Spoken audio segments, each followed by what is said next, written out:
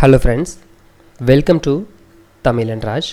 இன்றைக்கி நம்ம பார்க்க இருக்கக்கூடிய தலைப்பு வந்து நம்மளுடைய டிஎன்பிஎஸ்சி எக்ஸாமுக்கு பயன்படக்கூடிய டாபிக் வைஸ் வீடியோஸ் நம்ம பார்த்துட்ருக்கோம். அதில் இப்போ நம்ம பார்க்க போகிற வீடியோ வந்து ஒன்றியம், மாநில மற்றும் யூனியன் பிரதேசங்கள் மற்றும் குடியுரிமை இந்த டாப்பிக்கில் இருக்கக்கூடிய கேள்வி நம்ம படிக்க போகிறோம். ஸோ ஆக்சுவலாக வந்து இதுக்கு படிக்க வேண்டிய பாடங்களுக்கான வீடியோ லிங்க்கை நான் உங்களுக்கு ஃபார்வர்ட் பண்ணியிருப்பேன்.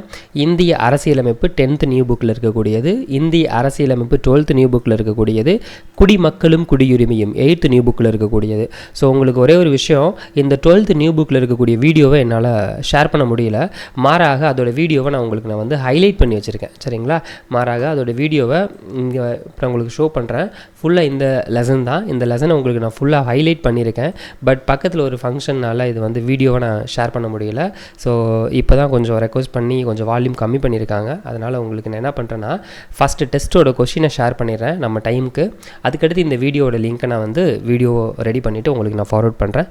படிக்காதவங்க இந்த வீடியோ படிச்சுட்டு இந்த லெசனை அட்டன் பண்ணுங்கள். அப்படின்னா தான் உங்களுக்கு பயனுள்ளதாக இருக்கும். சரியா?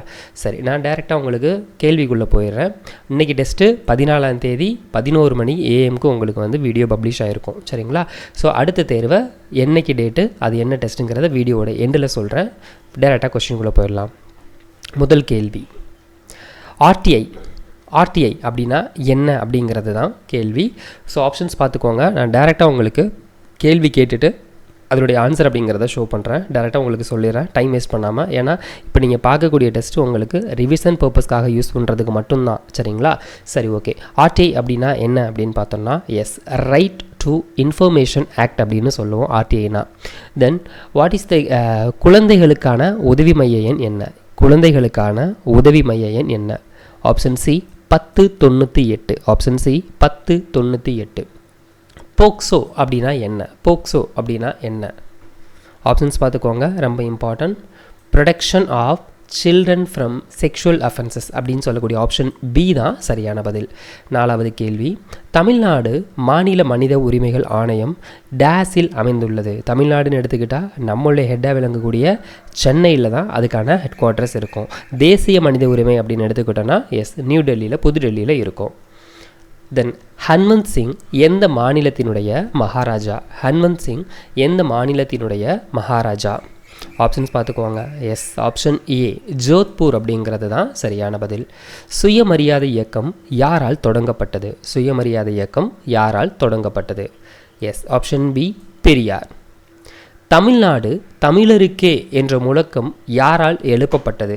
ஸோ புக்கில் கொடுத்துருக்கிறப்போ தமிழ்நாடு தமிழருக்கே என்கின்ற வண்ணம் அப்படின்னு மாதிரி கொடுத்துருப்பாங்க. அந்த முழக்கத்தை மென்ஷன் பண்ணாமல் இந்த மாதிரி அர்த்தத்துக்கு அப்படிங்கிற மாதிரி மென்ஷன் பண்ணியிருப்பாங்க. சரிங்களா? எஸ், சரியான பதில் option B Periyar. Option B Periyar. தென் தென்னிந்தியாவிற்கான சாக்ரட்டிஸ் என்று அழைக்கப்படக்கூடிய நபர் யார்? தென்னிந்தியாவின் Socrates. Yes, option B Periyar. 1967 அரசியல் அதிகாரம் யாரால் கைப்பற்றப்பட்டது? 1967 அரசியல் அதிகாரம் திமுகவினால் கைப்பற்றப்பட்டது. சங்கரலிங்கனார் எத்தனை கோரிக்கைகளுக்காக உண்ணாவிரத போராட்டத்தை தொடங்கினார்?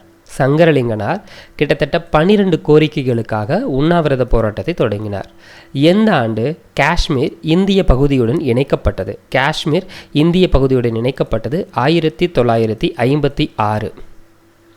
மைசூர் மாநிலம் எப்போது கர்நாடகா என பெயர் மாற்றம் செய்யப்பட்டது? 1973. Option C 1973. இந்தியாவின் பாரம்பரிய பெயர் என்ன? இந்தியாவின் பாரம்பரிய பெயர் என்ன? ஆப்ஷன் சி பாரதம். ஆப்ஷன் சி பாரதம். லட்சத்தீவு என்று பெயர் எந்த ஆண்டு மாற்றப்பட்டது? லட்சத்தீவு என்று பெயர் எந்த ஆண்டு மாற்றப்பட்டது? Yes, option B 1973. இந்தியாவினுடைய 29வது மாநிலம் என்கின்ற அந்தஸ்து இப்போ நமக்கு மாறி இருக்கும். அதில் வந்து பார்த்தோன்னா நமக்கு மறுபடியும் அந்த ஸ்டேட் யூனியனில் கொஞ்சம் சின்ன மாடிஃபிகேஷன் பண்ணி 28 அப்படிங்கிறது இருக்கும். ஸோ அந்த ஒரு டைமில் வந்து 29வது மாநிலம் அப்படின்னு சொல்லக்கூடிய அந்தஸ்தை பெற்றது எது அப்படின்னு பார்த்தோன்னா ஆப்ஷன் சி தெலங்கானா. சங்க நூல்களான பட்டினப்பாலை மற்றும் முல்லைப்பாட்டுக்கு விளக்க உரைகளை எழுதியவர் யார்? Yes, option C Maraimalai Adigal. விற்பனை வரியை அறிமுகப்படுத்தியவர் யார்? விற்பனை வரியை அறிமுகப்படுத்தியவர் யார்? Option D Rajaji. சென்னையில் முதல் காங்கிரஸ் அமைச்சரவையை அமைத்தவர் யார்? சென்னையில் முதல் காங்கிரஸ் அமைச்சரவையை அமைத்தவர் யார்? Yes, option A Rajaji. பிறப்பால் பெறக்கூடிய குடியுரிமை என்ன? பிறப்பால் பெறக்கூடிய குடியுரிமை என்ன? ஆப்ஷன் டி இயற்கை குடியுரிமை. இயற்கை குடியுரிமை. இயல்பாக விண்ணப்பித்து பெறக்கூடிய குடியுரிமை எது? இயல்பாக விண்ணப்பித்து பெறக்கூடிய குடியுரிமை இயல்பு குடியுரிமை. இயல்பு குடியுரிமை. பாண்டிச்சேரி இந்தியாவுடன் இணைந்த பொழுது இந்திய அரசு அம்மக்களுக்கு டேஸில் இந்திய குடியுரிமைக்கான ஆணையை வழங்கியது. எந்த ஆண்டு வழங்கியது? 1962. Option D 1962. பூர்வீகம், பிறப்பு மற்றும் இனம் ஆகியவற்றின் அடிப்படையில் ஒரு குறிப்பிட்ட நாட்டினர் இயல்பாக பெறக்கூடிய நிலை டேஸ் எனப்படும். பூர்வீகம், பிறப்பு, இனம் ஆகியவற்றின் அடிப்படையில் ஒரு குறிப்பிட்ட நாட்டினர் இயல்பாக பெறக்கூடிய நிலை நாட்டுரிமை. அந்த நாட்டுக்கு உண்டான உரிமை. குடியுரிமைங்கிறது வேற. தென் இந்திய அரசியலமைப்பு சட்டம். இந்திய அரசியலமைப்பு சட்டம் நமக்கு டேஸுக்கு குடியுரிமையை வழங்குகிறது. அதுவே இந்திய குடியுரிமை என கருதப்படுகிறது. நமக்கு என்ன குடியுரிமை கொடுக்குறாங்கன்னா ஒற்றை குடியுரிமை. நம்ம நாட்டவர் வேறு நாட்டில் குடியுரிமை வாங்கிட்டாங்கன்னா இது கேன்சல் ஆகிடும். தென் என்ஆர்ஐ அப்படின்னா என்ன? என்ஆர்ஐ அப்படின்னா அதனுடைய எக்ஸ்பிளனேஷன் என்ன? Non resident Indian. Option C non resident Indian. Then PIO அப்படின்னா என்ன? பிஐஓ அப்படின்னா என்ன? Person of Indian origin. Person of Indian origin. OCI அப்படின்னா என்ன? OCI overseas citizen of India card holder. 27. டேஸ் அட்டை பெற்றவர்களுக்கு இந்தியாவில் வாக்களிக்கும் உரிமை இல்லை. எந்த அட்டை பெற்றவருக்கு? OCI overseas citizen of India card holder. அவங்களுக்கு ஓட்டுரிமை இல்லை. இந்திய அரசியலமைப்பின் டேஸ் 5 முதல் 11 வரையிலான விதிகள் இந்திய குடியுரிமையை பற்றி விவரிக்கிறது. எந்த பகுதி குடியுரிமையை சொல்லுது? Option A. ஆப்ஷன் ஏ பகுதி 2வது பகுதி தான் நமக்கு குடியுரிமையை பற்றி மென்ஷன் பண்ணோம். 29வது கேள்வி. மனித உரிமை நாள் ஒவ்வொரு வருடமும் டிசம்பர் டேஸாம் நாள் கொண்டாடப்படுகிறது. மனித உரிமைகள் நாள் எந்த நாள் கொண்டாடப்படுகிறது? டிசம்பர் மாதம் 10ஆம் தேதி கொண்டாடுவாங்க. டிசம்பர் மாதம் 10. அக்டோபர் 24 டேஸில் ஐநா சபை தொடங்கப்பட்டது. அக்டோபர் 24 டேஸில் ஐநா சபை தொடங்கப்பட்டது. 1945 தொடங்கியிருப்பாங்க. ஐநா சபை நாள் என்னைக்கு? ஐநா சபை நாள் அக்டோபர் 24. ஐநா சபை நாள் அக்டோபர் 24. யூடிஹெச்ஆர் அப்படின்னா என்ன? யூடிஹெச்ஆர் அப்படின்னா universal declaration of human rights. Universal declaration of human rights. தென்னாப்பிரிக்காவில் காணப்பட்ட இனப்பாகுபாடு எது? தென்னாப்பிரிக்காவில் காணப்பட்ட இனப்பாகுபாடுங்கிறது இன ஒதுக்கல் விஷயந்தான் நடந்துச்சு. இன ஒதுக்கல் அப்படிங்கிற விஷயந்தான் நடந்துச்சு. சுதந்திரத்திற்கு முந்தைய இந்தியாவில் எத்தனை சுதேச அரசுகள் உள்ளன?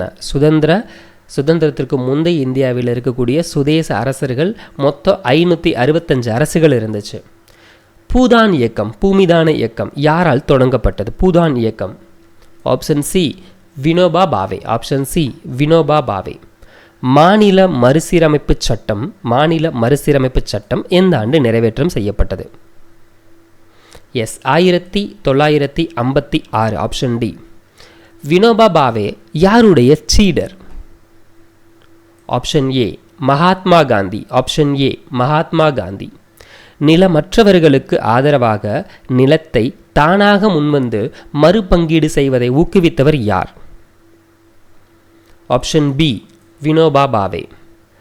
எந்த மாநிலம் முதல் மொழிவாரி மாநிலம் என்று கூறப்படுகிறது? ஆப்ஷன் பி ஆந்திர பிரதேசம். பம்பாய் மறுசீரமைப்பு சட்டம் எந்த ஆண்டு நிறைவேற்றம் செய்யப்பட்டது? Option C 1960. ஸ்வச் பாரத் எந்த ஆண்டு தொடங்கப்பட்டது? Option D 2014. சிக்கிம் மாநில சட்டம் எந்த ஆண்டு நிறைவேற்றம் செய்யப்பட்டது? Option C 1975. 1937 தமிழகம் முதல்வர் யார்?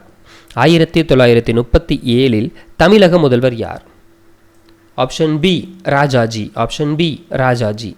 வைக்கம் வீரர் என்று அழைக்கப்பட்டவர் யார்? வைக்கம் வீரர் என்று அழைக்கப்பட்டவர் யார்? Option B Periyar.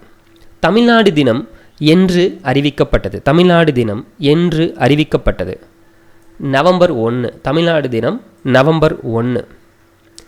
கன்னியாகுமரி மாவட்டம் எந்த ஆண்டு இணைக்கப்பட்டது? கன்னியாகுமரி மாவட்டம் எந்த ஆண்டு இணைக்கப்பட்டது? Option C 1956. சங்கரலிங்கனார் எந்த ஆண்டு இந்திய தேசிய காங்கிரஸில் சேர்ந்தார்? Option C 1917. இந்திய அரசியலமைப்பின் எந்த பகுதி யூனியன் பிரதேசத்தை பற்றியது? இந்திய அரசியலமைப்பின் எந்த பகுதி யூனியன் பிரதேசத்தை பற்றியது? எஸ், பகுதி 8. எந்த ஆண்டு ஹைதராபாத் இந்தியாவுடன் இணைக்கப்பட்டது? Option C 1948. டெல்லிக்கு எத்தனை மக்களவை இடங்கள்? Option C 7. புதுச்சேரிக்கு எத்தனை மாநிலங்களவை இடங்கள்? Option A 1. இந்தியாவின் நவீன பெயர் என்ன? இந்தியாவின் நவீன பெயர் என்ன? எஸ், ஆப்ஷன் பி இந்தியா தான். தமிழ் மொழியியல் தூய்மையின் தந்தையாகவும் தனித்தமிழ் இயக்கத்தின் நிறுவனராகவும் கருதப்பட்டவர் யார்? எஸ், ஆப்ஷன் ஏ மறைமலை அடிகள். சித்தாந்த தீபிகா என்ற பத்திரிகையில் பணியாற்றியவர் யார்? Option C Maraimalai Adigal. சுதந்திர கட்சியை நிறுவியவர் யார்? Option A Rajaji. இந்திய குடிமகன் தன்னுடைய குடியுரிமையை பெறுதலையும் இழத்தலையும் பற்றிய விதிகளை எது கூறுகிறது? இந்திய குடியுரிமை சட்டம் தான் சொல்லுது. தென் யாருடைய பத்திரிகை ஞானசாகரத்திலிருந்து அறிவுக்கடல் என்று பெயர் மாற்றம் செய்யப்பட்டது? Option B Maraimalai Adigal. முன்னுரிமையின் வரிசையின்படி யார் நாட்டின் முதல் குடிமகன்? ஆப்ஷன் பி குடியரசுத் தலைவர். 1994 பல்லின பொதுத் தேர்தல் தென் ஆப்பிரிக்காவில் நடைபெற்ற பொழுது டாஸின் தலைமையிலான ஆப்பிரிக்க தேசிய காங்கிரஸ் வெற்றி பெற்று அந்நாட்டினுடைய தலைவரானார். Yes, option A Nelson Mandela. சரியா? சரி, இதுதான் இந்த கேள்விகள் நமக்கு எல்லாமே உங்களுக்கு இதில் கவர் ஆகிருக்கும். இதில் உங்களுக்கு நான் இந்த மாநிலங்களினுடைய எந்தெந்த இயரில் மறுசீரமைப்பு ஆணையம் அப்படிங்கிறத நிறுவி அதிலிருந்து புதிய மாநிலங்கள் உருவாக்கப்பட்டதில் ஒரு சில கேள்விகள் மட்டும் கேட்டிருக்கேன். மற்ற கேள்விகள் எல்லாமே நம்ம புத்தகத்தில் இருக்குது. அது எல்லாமே தெளிவாக படிச்சுக்கோங்க. ஏன்னா ஒரு டாப்பிக்கில் ஒன்று கேட்டால் போதும். நான் மறுபடியும் அது இந்த இருக்கக்கூடிய 28 மாநிலங்களுக்கு எப்போ வந்துச்சு, 14லேருந்து 28 வர்றதுக்கு அது அந்த கேள்வியை 14 கேள்வியாக கேட்க வேண்டிய அவசியம் இல்லை அப்படின்றதுக்காக ஒரு சில கேள்விகளை மட்டும் கேட்டுட்டு அப்படியே ஸ்டாப் பண்ணியிருக்கேன். சரியா? சரி, இப்போ இதோட இந்த டாபிக் அப்படிங்கிறது ஓவர். நாம் நெக்ஸ்ட் பார்க்க இருக்கக்கூடிய கண்டென்ட் எக்கனாமிக்ஸில் செகண்ட் பார்ட்டுப்பா. சரியா? இப்போ நம்ம என்னென்ன முடிச்சிருக்கோன்னா நம்மளுடைய மொத்த தேர்வு 40 தேர்வுகள். இதுதான் அந்த 40 தேர்வுகளுக்கு படிக்க இருக்கக்கூடிய கண்டென்ட். அதில் ஹிஸ்ட்ரி 1 ஹிஸ்ட்ரி 2 இப்போ முடிச்சாச்சு. ஹிஸ்ட்ரி 1 ஃபஸ்ட்டு முடித்தோம். தென் அதுக்கடுத்து பாலிட்டி 1 அதுக்கடுத்து முடித்தோம். தென் பாலிட்டிக்கு அப்புறம் எக்கனாமிக்ஸ் முடித்தோம். தென் செகண்ட் பார்த்தோம்னா இப்போ ஹிஸ்ட்ரி 2 முடிச்சிருச்சு, பாலிட்டி 2 முடிச்சிருச்சு. தென் மறுபடியும் எக்கனாமி 2 நமக்கு கவர் பண்ண போகிறோம். சரிங்களா? ஸோ ஓவராலாக நமக்கு பார்த்தோன்னா இதான் உங்களுக்கு நான் எடுத்து வச்சிருக்கக்கூடிய கண்டென்ட். வேர்ட் டு ஸ்டடியோட ஃபுல் கண்டென்ட் எல்லாமே இதுதான். இந்த 40 தேர்வுகள் நம்ம படிக்கும்போதே எல்லாமே உங்களுக்கு கவர் ஆகிடும். சரிங்களா? சரி, இப்போ உங்களுக்கு நான் அந்த எக்கனாமிக்ஸோட 2வது சாப்டரில் உங்களுக்கு எது கவர் ஆகும் அப்படிங்கிறதையும் உங்களுக்கு நான் இப்போ ஷோ பண்ணுறேன். அதுதான் நம்ம அடுத்த தேர்வில் படிக்கணும். சரிங்களா? அடுத்த தேர்வு உங்களுக்கு என்றைக்கு இருக்குன்னா நாளைக்கு வேண்டாம், சண்டே உங்களுக்கு இருக்குது. சரிங்களா? சண்டே உங்களுக்கு டெஸ்ட் இருக்குது. நமக்கு சண்டே சாட்டர்டே அப்படிங்கிறதெல்லாம் இல்லை. நீங்கள் படிக்கக்கூடிய டைமுக்கு ஏற்ற மாதிரி தான். சரிங்களா? அதில் என்னென்ன லெசன்னு பார்த்துக்கோங்க. கவர் ஆகக்கூடிய கண்டென்ட் 5ஆண்டு திட்ட மாதிரிகள், தென் ஒரு மதிப்பீடு, திட்டக்குழு மற்றும் நிதி அப்படின்னு சொல்லக்கூடிய தலைப்பு கவர் ஆகுது. இதுக்கு நம்ம படிக்க வேண்டிய பாடம் 12ஆம் வகுப்பில் இருக்கக்கூடிய பொருளாதார மேம்பாடு மற்றும் திட்டமிடல் அப்படின்னு சொல்லக்கூடிய பாடம் படிக்கணும். தென் இந்திய பொருளாதாரம் சுதந்திரத்திற்கு முன்னரும் பின்னரும் அப்படின்னு சொல்லக்கூடிய 11ஆம் வகுப்பு புது புத்தகத்தில் இருக்கக்கூடிய பாடம் நமக்கு படிக்கணும். சரிங்களா? இந்த 2 பாடமும் படிச்சுட்டு நம்ம என்ன பண்ண போகிறோம், சண்டே காலையில் 11 மணிக்கு இந்த தேர்வை நம்ம எழுத போகிறோம். சரிங்களா? ஸோ இன்னைக்கு ஃப்ரைடே உங்களுக்கு காலையில் 11 மணிக்கு இந்த வீடியோ உங்களுக்கு பப்ளிஷ் ஆகிருக்கும். சாட்டர்டே உங்களுக்கு கிடையாது, சண்டே உங்களுக்கு உங்களுக்கு இந்த டாபிக் கவர் ஆகும். சரிங்களா? அது வந்து 6வது டெஸ்ட்டு. மொத்தம் நமக்கு இருக்கக்கூடியது 40 தேர்வுகள் தான். இந்த 40 தேர்வுகளில் நம்ம என்னென்ன டாபிக்லாம் கவர் பண்ணுறோம் அப்படின்னு பார்த்தோம்னா, ஹிஸ்ட்ரி கவர் பண்ண போகிறோம், பாலிட்டி கவர் பண்ண போகிறோம், எக்கனாமிக் கவர் பண்ண போகிறோம், தென் யூனிட் 6ல் இருக்கக்கூடிய கண்டென்ட் கவர் பண்ண போகிறோம். இந்த 4 தான் மேஜர் சப்ஜெக்ட். குரூப் 1 இருக்கட்டும், குரூப் 2 இருக்கட்டும், குரூப் 4 இருக்கட்டும். சரிங்களா? அதனால் இந்த ஃபஸ்ட்டு இந்த 4 சாப்டர் தரோவாக முடிக்க போகிறோம். ஜஸ்ட் 40 தேர்வுகளை ரெகுலராக ஃபாலோ பண்ணுறதுக்கு நம்மளுடைய Telegram and WhatsApp channel link நான் வீடியோக்கு கீழே கொடுத்துருக்கேன். அந்த லிங்க் மூலமாக நம்மளுடைய சேனலில் மறக்காமல் ஆட் ஆகிக்கோங்க. அது மட்டும் இல்லாமல் நம்மளுடைய யூடியூப் சேனலையும் மறக்காமல் சப்ஸ்கிரைப் பண்ணி வச்சுக்கோங்க. அப்படின்னா தான் நம்ம வந்து கொடுக்கக்கூடிய வீடியோஸ் எல்லாமே கரெக்டாக உங்களை வந்து சேரும். பக்கத்தில் பெல் ஐக்கானையும் சேர்த்து ப்ரெஸ் பண்ணிக்கோங்க. சரிங்களா? அது மட்டும் இல்லாமல் நம்மளுடைய யூடியூப்போட கம்யூனிட்டி டேப்பில் கொஸ்டின்ஸ் எல்லாமே போஸ்ட் பண்ணுறோம். டெலகிராம் சேனல்லையும் கொஸ்டின்ஸ் எல்லாமே போஸ்ட் பண்ணுறோம். மறக்காமல் அந்த கொஸ்டின்ஸையும் அட்டன் பண்ணி பாருங்கள். ஏன்னா இதில் உங்களுக்கு நான் ஒரு பர்டிகுலர் கொஸ்டின்ஸை மட்டும்தான் உங்களுக்கு நான் வந்து ஷோ பண்ணுறேன். மீதி கொஸ்டின்ஸ் எல்லாமே நம்மளுடைய டெலகிராம் சேனல்லையும் நம்மளுடைய யூடியூப் சேனல்லையும் உங்களுக்கு நான் வந்து ஷேர் பண்ணுவேன். சரிங்களா? ஸோ மறக்காமல் சேனலை சப்ஸ்கிரைப் பண்ணி வச்சுக்கோங்க. அடுத்தடுத்த வீடியோவில் நம்ம இன்னும் சில முக்கியமான கண்டென்ட்டோட நான் மீட் பண்ணுறேன். நாளைக்கு உங்களுக்கு வீடியோ இல்லை, டெஸ்ட்டு வந்து அடுத்த சண்டே மட்டும்தான். உங்களுக்கு அடுத்த வீடியோவில் வந்து இந்த 12th நியூ புக்கில் இருக்கக்கூடிய கண்டென்ட் இருக்குல்ல, அந்த லெசன் இருக்குல்ல, அந்த லெசனை உங்களுக்கு நான் வந்து வீடியோவை ஷேர் பண்ணுறேன். மறக்காமல் பார்த்துக்கோங்க. ஃபர்தர் ஏதாவது டவுட்ஸ் இருந்துச்சுன்னா வீடியோக்கு கீழே கமெண்ட் செக்ஷனில் கமெண்ட் பண்ணுங்கள். உங்களுக்கான ரெஸ்பான்ஸ் அப்படிங்கிறது கண்டிப்பாக கிடைக்கும். Thank you to all.